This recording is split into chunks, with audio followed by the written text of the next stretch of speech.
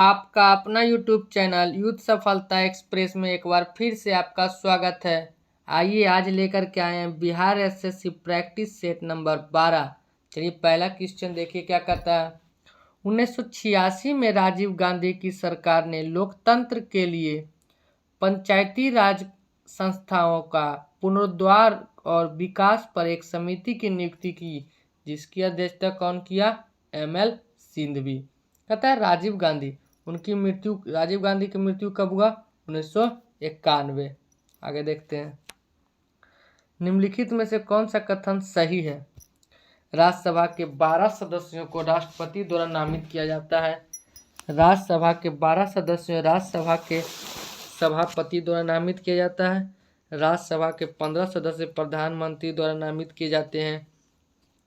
राज्यसभा के 15 सदस्य राष्ट्रपति द्वारा नामित किए जाते हैं। इसका सही जवाब होगा ऑप्शन नंबर 1। चलिए आगे देखते हैं,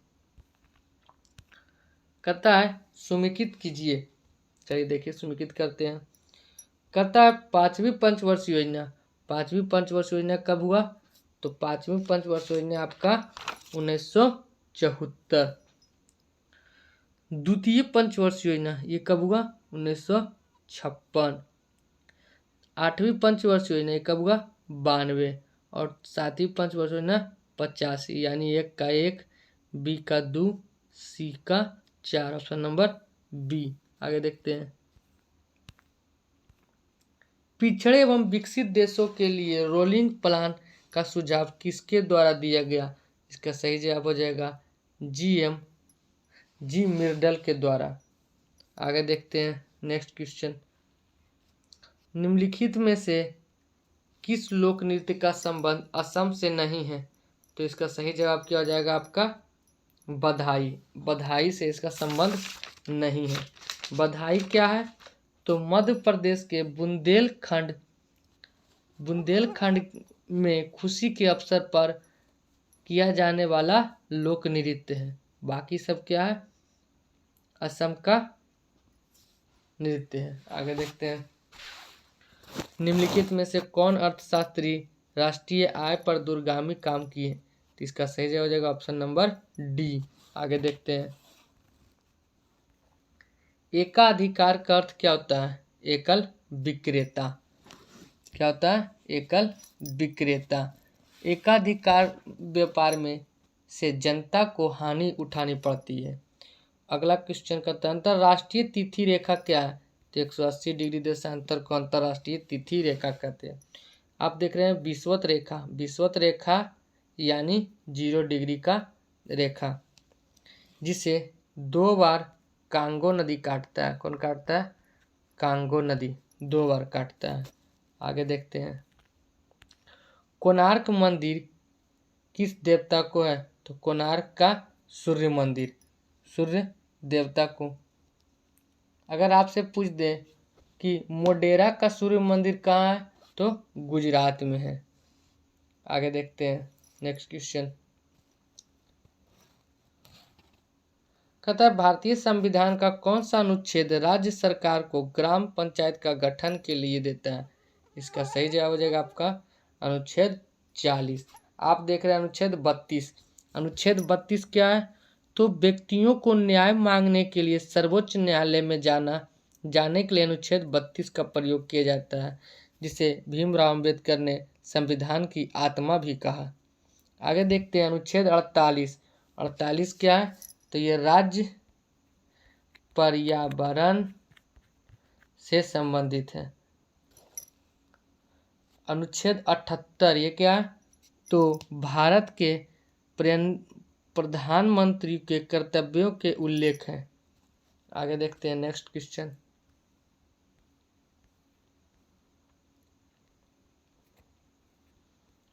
नेक्स्ट क्वेश्चन आपका क्या कहता है देखते हैं,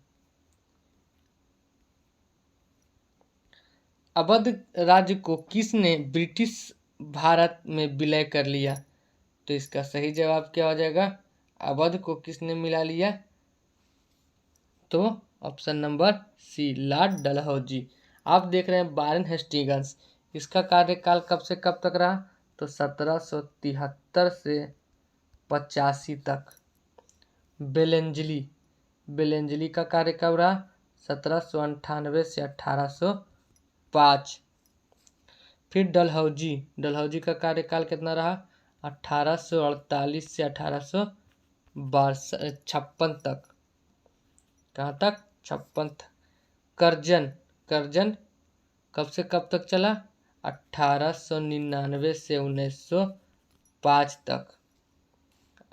इसी के समय में क्या हुआ? बंगाल विभाजन हुआ। हड़प नीति किससे संबंधित है? लॉर्ड डलहौजी। अगर आपसे पूछ देगा कि फोर्ट विलियम कॉलेज की स्थापना किसने किया? बेलेंजली, है ना। चलिए, पिट्स इंडिया एक्ट किसके शासनकाल में आया? Warren Hastings. आगे देखते हैं। मिट्टी और पत्थर के टुकड़ों का पहाड़ी तल की ओर गमन करना क्या कहलाता है? तो मृदा अपरदन। इसे कैसे रोक सकते हैं? वृक्षारोपण के द्वारा। प्यूर्टो रिको खाई निम्नलिखित में से किस महासागर में स्थित है? तो प्यूर्टो रिको खाई कहाँ स्थित है? तो इसका सही जवाब हो जाएगा आपका अटलांटिक महासागर। आपसे अगर पूछ देता है प्रशांत महासागर, तो प्रशांत महासागर में क्या है?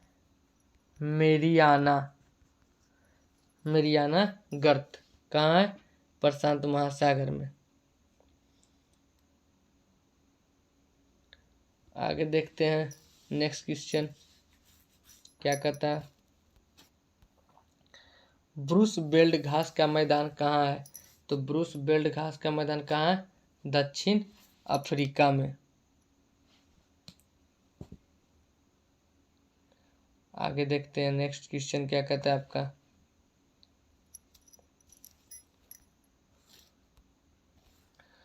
सूर्य से दूरी के अनुसार सबसे अंतिम ग्रह कौन सा है? नेपच्यून, जिसे वरुण भी कहा जाता है। बुध, शुक्र, इसे सबसे चमकीला ग्रह कहा जाता है। इसे काला ग्रह कहा जाता है। आगे देखते हैं। सबसे छोटा ग्रह किसे कहा जाता है? बुध को। निम्नलिखित में से किस खिलाड़ी ने कभी भी ओलंपिक पदक नहीं जीता? इसका सही जवाब हो जाएगा सानिया मिर्जा। आगे देखते हैं। मौर्य वंश का अंतिम शासक कौन था? मौर्य वंश का अंतिम शासक कौन था? तो इसका सही जवाब हो जाएगा बृहद्रथ।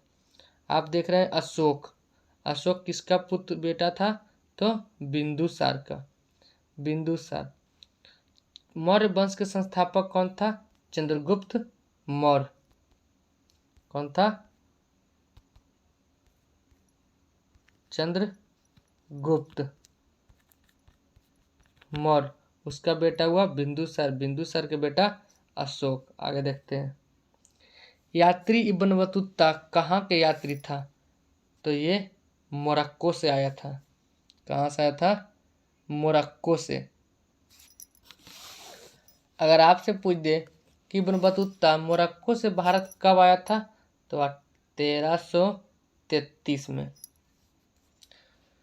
इब्न बतूता किसके शासनकाल में भारत आया था? तो MBT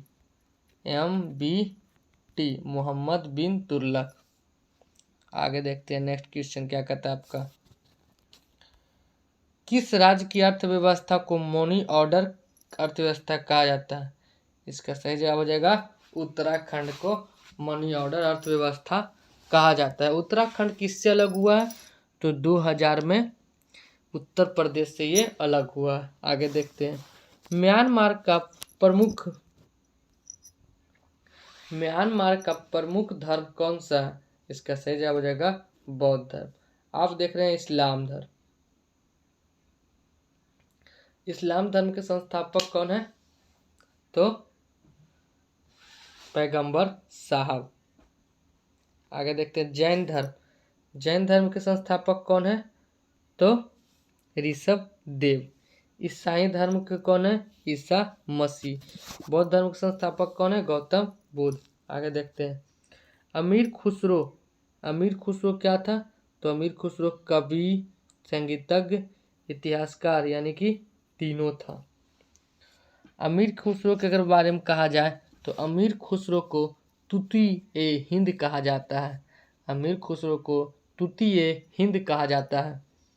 अगर पूछे आपसे कि 7 सुल्तानों का शासनकाल किसने देखा, तो अमीर खुसरो 7 दिल्ली के 7 सुल्तानों का शासनकाल देखा। आगे देखते हैं। मौलिक अधिकारों को लागू करने के लिए निम्नलिखित में से किसी न्यायालय द्वारा क्या जारी किया जाता है, तो इसका सही जवाब हो जाएगा रिट। मौलिक अधिकार कहाँ से लिया गया है? अमेरिका से। आगे देखते हैं। कहाँ के वृक्ष वर्ष में कम अथवा अधिक समय के लिए पत्तियों रहित हो जाते हैं, इसका सही जवाब हो जाएगा पर्णपाती। आप देख रहे हैं मैग्रोव, क्या आप देख रहे हैं? मैग्रोव। मैग्रोव क्या है? तो सुंदरबन डेल्टा में पाई जाती है। कहता है सदाबहार, ये हमेशा रहता है। आगे देखते हैं। इसमें कभी पत्ती नहीं गिरते हैं सदाबहार से। नेक्स्ट क्वेश्चन क्या कहता है आपका?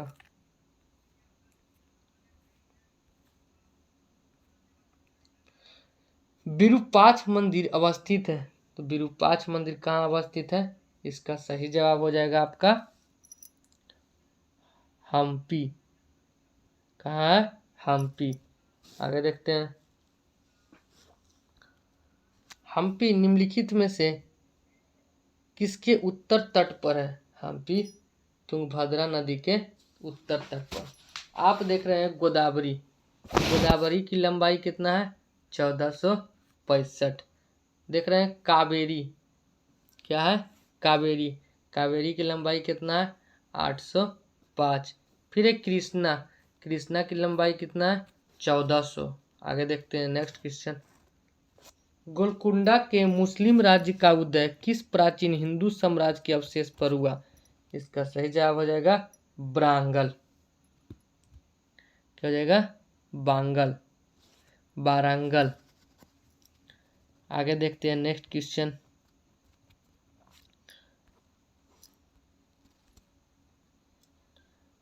भारत से आने वाले अब्दुल रज्जाक, भारत से आने वाले अब्दुल रज्जाक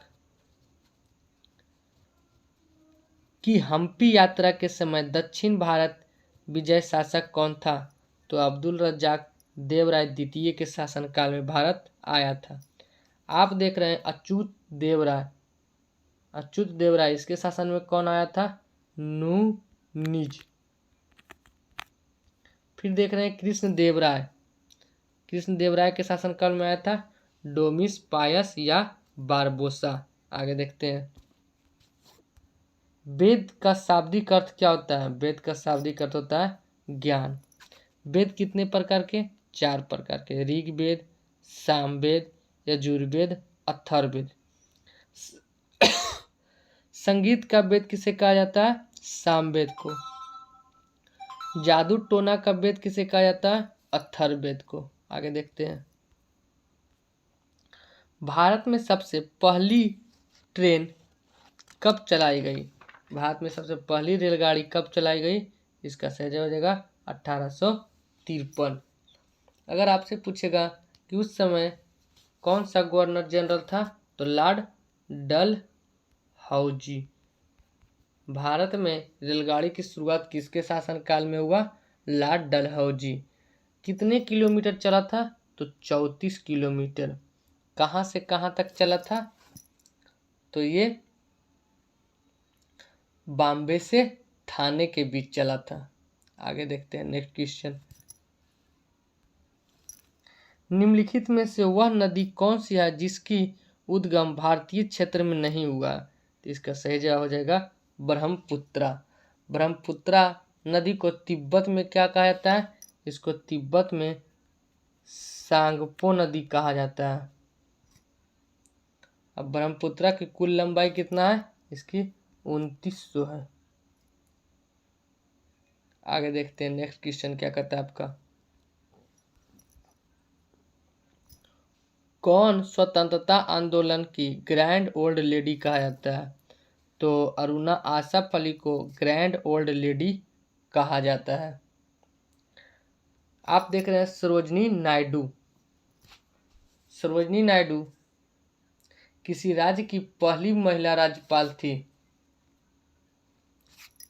सरोजनी नायडू भारत के उत्तर प्रदेश की पहली राज्यपाल थी? कौन? सरोजिनी नायडू।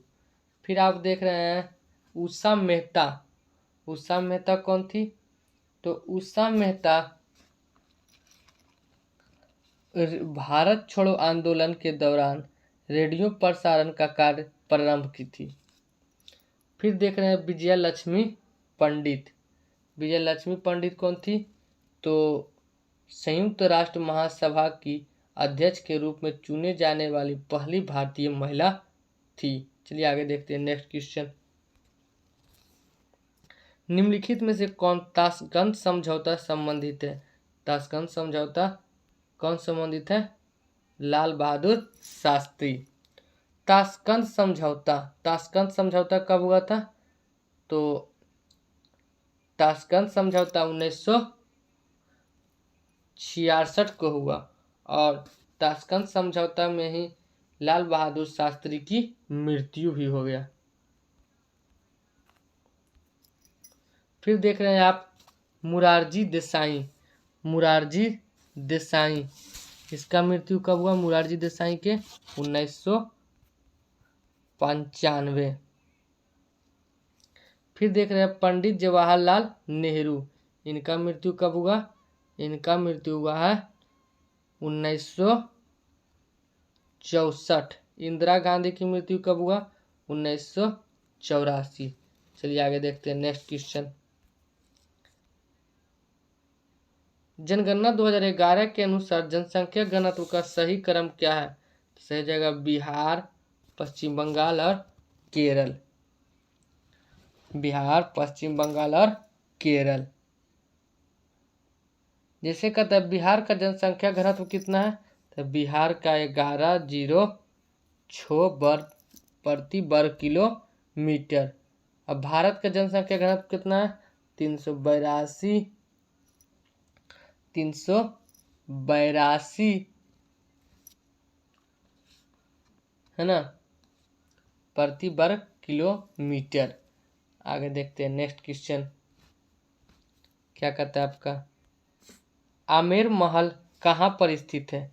तो इसका सही जवाब क्या हो जाएगा? आमेर महल कहाँ है? जयपुर में है। जयपुर का निर्माण किसने कराया था? राजा जय सिंह। कौन थे? जय सिंह। सवाई जय सिंह ने 5 स्थान पर जंतर मंतर का निर्माण भी कराया था और जयपुर को पिंक सिटी के नाम से भी जाना जाता है। Pink city. आगे देखते हैं नेक्स्ट क्वेश्चन। निम्नलिखित में से कौन सा एक बाघ संरक्षित स्थल नहीं है? इसका सही जवाब हो जाएगा सुल्तानपुर। क्या है? सुल्तानपुर है ना। सुल्तानपुर के आपका ये बाघ संरक्षक क्षेत्र नहीं है। सुल्तानपुर क्या है? तो ये झील अभयारण्य है जो कहाँ स्थित है? हरियाणा में। जैसे आप देख रहे हैं सरिस्का, ये कहाँ है? ये राजस्थान। कहाँ पड़ता है? राजस्थान। बांदीपुर देख रहे हैं, बांदीपुर ये कहाँ है? कर्नाटक। मानस कहाँ है? मानस है असम। ये सब क्या है? बाघ संरक्षण स्थल है। आगे देखते हैं।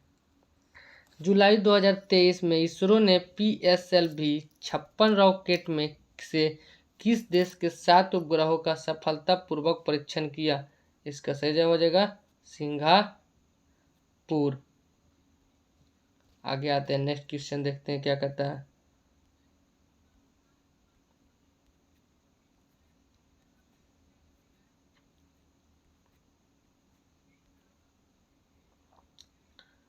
नेक्स्ट क्वेश्चन कहता है भारत पर हुनों का आक्रमण किसके शासनकाल में हुआ?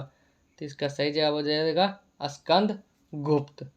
स्कंदगुप्त के शासनकाल में हुनों का आक्रमण हुआ। जैसे आपसे पूछ देता है कि समुद्रगुप्त कौन था? तो समुद्रगुप्त को भारत का नेपोलियन कहा जाता है। समुद्रगुप्त को भारत का नेपोलियन कहा जाता है। श्रीगुप्त ये गुप्त वंश के संस्थापक थे। स्कंदगुप्त किससे संबंधित है? तो इसके समय में हुनों का आक्रमण अधिक हुआ। अगर आपसे पूछते जूनागढ़ अभिलेख किससे संबंधित है? तो स्कंदगुप्त से। आगे देखते हैं। वह प्रथम राष्ट्रीय नेशनल पार्क कौन सा है जिसे भारत में स्थापित किया गया? कौन सा है? Jim Corbett. कहाँ पड़ता है? उत्तराखंड में। कहाँ पड़ता है? उत्तराखंड। ये देख रहे हैं आप Periyar national park. Periyar national park कहाँ पड़ता है आपका? केरल। कहाँ पड़ता है? केरल में। आगे देखते हैं नेक्स्ट क्वेश्चन।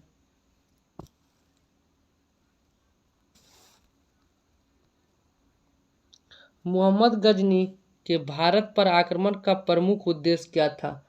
तो इसका देखते हैं। इस्लाम का प्रचार, गजनी साम्राज्य का विस्तार, मूर्तियों को तोड़ने और मंदिरों को लूटना, मध्य एशिया में एक बड़े साम्राज्य स्थापित करना और धन को संग्रहण करना। चलिए देखते हैं कुछ। कहता है मोहम्मद गजनबी 998 में गद्दी पर बैठा और 1030 में इसकी मृत्यु हो गया। उतना समय में गजनी ने भारत पर कितने बार आक्रमण किया? तो 17 बार आक्रमण किया। सबसे इम्पोर्टेंट उसका आक्रमण कौन रहा? तो 1024-25 में गुजरात पर वो सफलतापूर्वक किया। और मोहम्मद गजनी का अंतिम आक्रमण कौन सा था? तो मोहम्मद गजनी का अंतिम आक्रमण था 1027 में जाटों के विरुद्ध। और मोहम्मद गजनी की मृत्यु कब हुआ? 1030 में। आगे देखते हैं। निम्नलिखित में से तजाकिस्तान की राजधानी है? तो तजाकिस्तान की राजधानी क्या हो जाएगा? दुशांबे। आप देख रहे हैं रीगा किसकी राजधानी है? तो लातविया की राजधानी कहाँ है? रीगा। आप देख रहे हैं ताशकंद। क्या है? ताशकंद। ये किसका है? उज्बेकिस्तान का। आप देख रहे हैं बिश्केक। क्या है? बिश्केक। ये किसका है? तो बिश्केक है किर्गिस्तान की। आगे देखते हैं। जुलाई 2023 के दौरान बर्लिन में आयोजित विश्व तीरंदाजी चैंपियन में भारत ने कितने स्वर्ण पदक जीते? इसका सही जवाब क्या हो जाएगा? ऑप्शन नंबर सी, 3 पदक जीते, जिसमें 2 स्वर्ण पदक था। आगे देखते हैं। अंग्रेजों द्वारा सर्वप्रथम कहवा बागान लगाए गए? तो कहाँ लगाएंगे? चिकमंगलूर जनपद में। ये कहाँ पड़ता है? ये आपको कर्नाटक में पड़ता है। चिकमंगलूर कर्नाटक में स्थित है। भारत में सबसे अधिक कहवा कहाँ पाया जाता है? तो कर्नाटक के चिकमंगलूर में। अगर पूछेगा कि विश्व में कहाँ पाया जाता है? तो ब्राजील। आगे देखते हैं नेक्स्ट क्वेश्चन। उपन्यास द ओपियम ट्रॉफी के लेखक कौन है? खुशवंत सिंह। अगर आपसे पूछे ए सूटेबल बॉय, तो किसका लेखक है? ए सूटेबल बॉय है विक्रम सेठ के। आगे देखते हैं नेक्स्ट क्वेश्चन। निम्नलिखित में से कौन लोकसभा के प्रथम स्पीकर थे? तो इसका सही जवाब हो जाएगा जीबी मावलंकन। जीबी मावलंकन लोकसभा के प्रथम अध्यक्ष थे। अगर आपसे पूछे प्रथम दलित स्पीकर कौन थे? तो प्रथम दलित स्पीकर कौन था? तो दलित स्पीकर थे बाल त्यागी। कौन था? बाल त्यागी। अगर पूछेगा प्रथम महिला स्पीकर कौन है, तो प्रथम महिला स्पीकर है मीरा कुमार। आगे देखते हैं। नदियों को जोड़ने के कार्यक्रम के अंतर्गत किन नदियों में केन नदी को जोड़ने का निर्धारित किया गया है? तो केन बेतवा नदी को जोड़ने का निर्धारण किया गया है। आगे देखते हैं। मैक्सिको की खाड़ी और लेब्राडोर सागर निम्नलिखित में से किसके भाग हैं? तो इसका सही जवाब क्या हो जाएगा? आपका अटलांटिक महासागर। आगे देखते हैं। मिस वर्ल्ड 2023 की प्रतियोगिता आयोजक देश, तो इसका सही जवाब हो जाएगा भारत। भारत 2023 से पहले कब इसका आयोजित किया था? 1996 में। अगर आपसे पूछे अभी तक भारत में कुल कितने बार भारत जीता है, तो 6 बार। पहला कौन था? रीता फारिया, दूसरा ऐश्वर्या राय, तीसरा डायना हेडन, चौथा युक्ता मुखी, पांचवा प्रियंका चोपड़ा और छठा मानुषी छिल्लर। आगे देखते हैं। अगर आपसे पूछेगा मिस वर्ल्ड की शुरुआत कब से हुआ? 1951 से। आगे देखते हैं। मध्य प्रदेश में आयोजित खेलो इंडिया यूथ गेम्स 2023 में आकाश कुमार ने किस खेल में स्वर्ण पदक जीता? इसका सही हो जाएगा निशानेबाजी। क्या हो जाएगा? सॉरी तलवारबाजी। मध्य प्रदेश में आयोजित खेलो इंडिया यूथ गेम्स में बिहार के आकाश कुमार का संबंध किस राज्य से है? तो बिहार। बिहार के आकाश कुमार ने तलवारबाजी में स्वर्ण पदक जीता। आगे देखते हैं। जुलाई 2023 में कौन सा देश संघाई सहयोग संगठन का सदस्य बना? तो इसका सही जवाब हो जाएगा ईरान। क्या हो जाएगा? ईरान। Thank you.